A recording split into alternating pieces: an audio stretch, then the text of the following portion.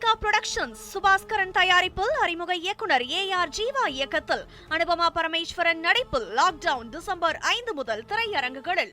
செங்கோட்டையன் தமிழக வெற்றிக் கழகத்தில் இணைந்ததால் திமுகவிற்கோ அதிமுகவிற்கோ எந்தவிதமான பாதிப்பும் இல்லை என்று நாடாளுமன்ற உறுப்பினர் துரை வைகோ தெரிவித்துள்ளார்.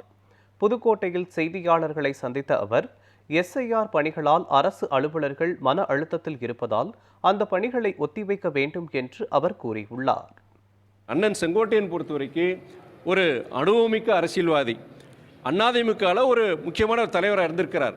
ஆனால் அவர் நம்முடைய சகோதரர் விஜயோட இயக்கத்துக்கு போகிறதுனால அங்கே உடனே அவங்களுக்கு அரசியலை வலுப்பெற்றுவாங்க சொல்ல முடியாது. முதல்ல அண்ணன் செங்கோட்டையனுக்கு உண்டான அந்த அங்கீகாரம் கிடைக்கணும். அவருக்கு உண்டான அந்த அரசியல் அந்த இயக்கத்தில் தாவேக இயக்கத்தில் அவருக்கு முழுமையாக செயல்படக்கூடிய அந்த சுதந்திரம், அவர் சொல்கிற அறிவுரைகளை கேட்கக்கூடிய தலைமை, இதெல்லாம் வச்சு தான் நம்ம சொல்ல முடியும்.